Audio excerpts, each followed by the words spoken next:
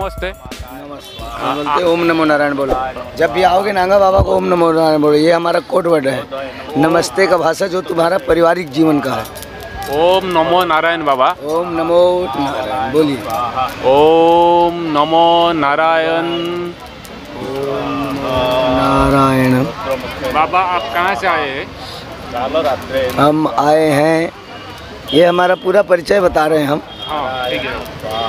हम उस जगह पे आए हैं श्री पंचदश नाम जूना अखाड़ा 10 महाविद्यापीठ त्रिवेणी संगम गौशाला धाम, ये है स्थित आश्रम।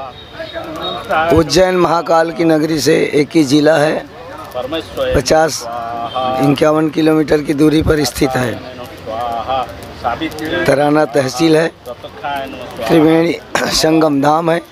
लोध, देवली और नादेड़, ये तीनों गांव के बीच में ऐसी माँ भगवती की जैसी ये 12 भुजा वाली है, उसी प्रकार वहाँ भी माँ काली जो है महाकाल के रूप में विराजमान है, और महाकाली दोनों वहाँ दिगंबर रूप में विराजमान है। उस जगह से आए हैं और गुरु महाराज का दिया हुआ एक छोटा सा हमारा नाम है श्री दिगंबर बम बम पुरी जी महाराज। ये हमारा पूरा परिचय है नाम सहित। ठीक है। आप जो बाबा ये जगन्नाथ का धाम लिंगराज क्षेत्र में आए हैं, वो जो खंडगिरी के बारे में आपका अनुभव कुछ बताएं बाबा। हमारा अनुभव, हमारी भारत की मातृभूमि सबसे बड़ी अति उत्तम और धर्म क्षेत्र में पवित्र, विश्व में जितने देश हैं उन सब में सर्वश्रेष्ठ हमारी भारत की मातृभूमि है। उस भारत की मातृभूमि में उड़ीसा जो राज्य है वह उत्कल राज्य है, और 4 धाम है हमारे भारत में।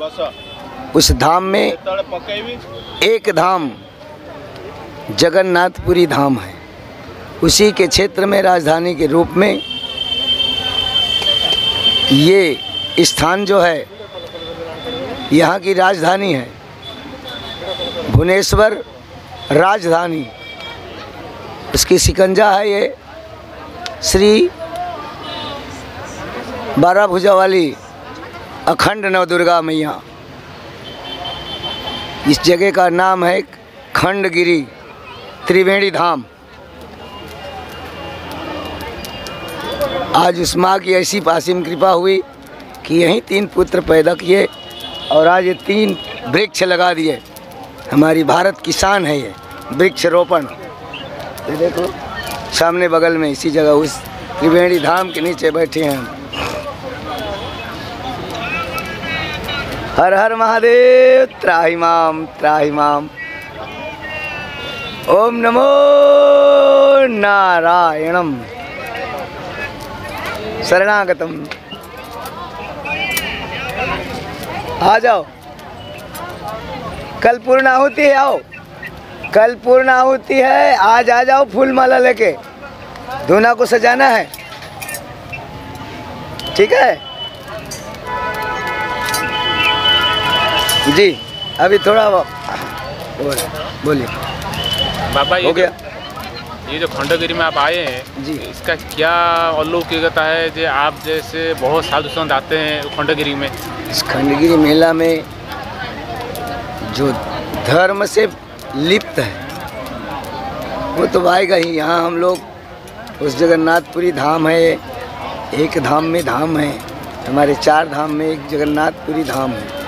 तो इस धाम का हम लोग दर्शन करने और उस परम पिता परमात्मा आदिशक्ति माँ जगदम्बा 12 भुजा वाली माँ की गोद में हम लोग गोता लगाने आते हैं। यहाँ हम लोग धूना लगाते हैं, नांगा बाबा हैं हम लोग।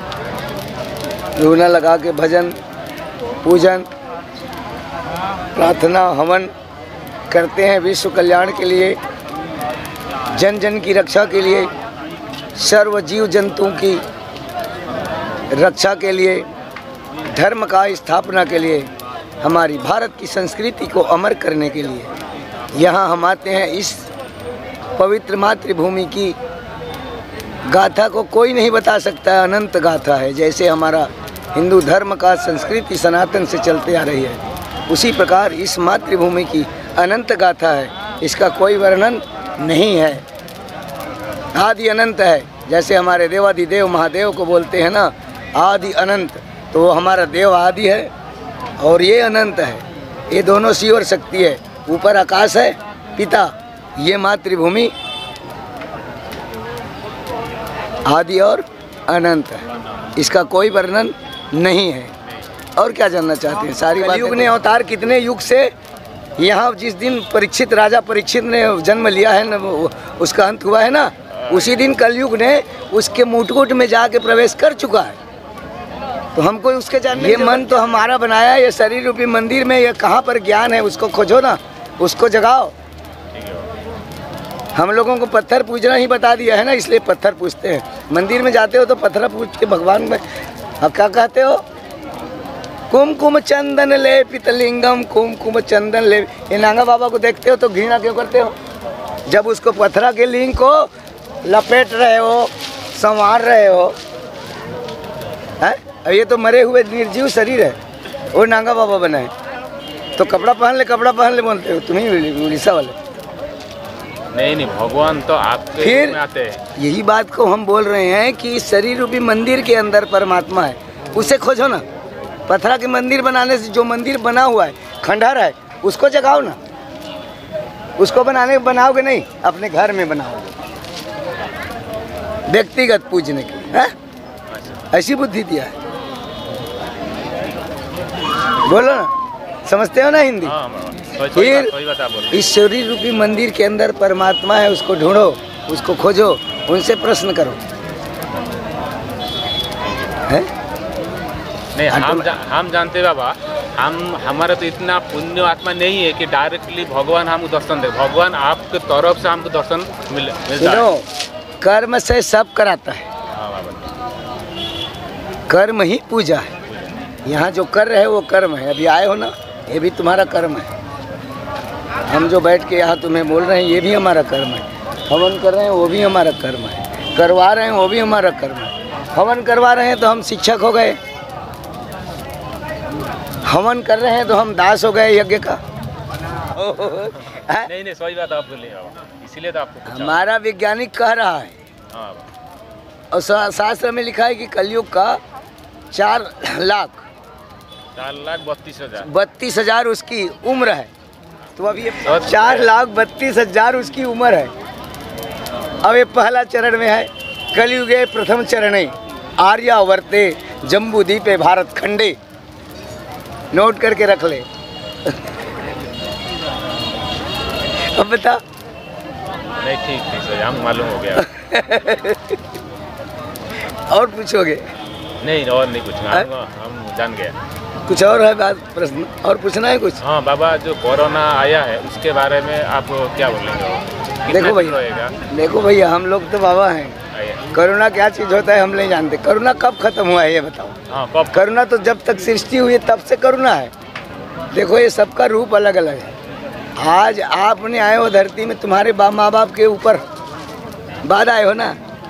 अब आज तुम्हारे ऊपर तुम्हारा बेटा बहू बच्ची आएगा। ये 5 तत्व की शरीर बनी हुई है। ये आवागमन की दुनिया है।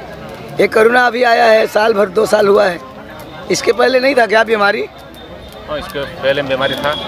हम लोग बच्चा थे तो पहले वही बीमारी जो था वो क्या था, हैजा के रूप में था। गांव में आता था वो हैजा, 4 बार 3 बार लेटरिन करता था, उल्टी करता था, खत्म हो जाता। उसके बाद पूरे गांव उजड़ जाता था, राज्य उजड़ जाता था। उसके बाद वही बीमारी जो है, शोधन करते करते बीमारी, तो उस समय तो डॉक्टर नहीं था। उस समय की बात बता रहा हूँ, हैजा के समय में डॉक्टर नहीं था। कभी कहो बड़े बड़े शहरों में कभी कहा वैद्यराज था, नाड़ी देख के देखता था, जड़ी बूटी से काम करता था, बचने वाला बच जाता था। क्योंकि ये जीव अमर है। हमारा जब तक आयु समाप्त नहीं हुई कोई नहीं ले जा सकता। उसके बाद वही बीमारी जो है क्या बन के आया, मलेरिया। मलेरिया के बाद में उसने कौन सा रूप लिया, टाइफाइड। टाइफाइड के बाद में कौन सा रूप लिया, डेंगू। डेंगू के बाद में कौन से रूप लिया? कोरोना। रोज रोज तो करते करते थक गए, अब क्या करोगे? जदि मो भिडियोटी आपण मानक भल लगे लाइक करेंगे, शेयर करेंगे, कमेंट करेंगे, सब्सक्राइब करेंगे आम चैनल।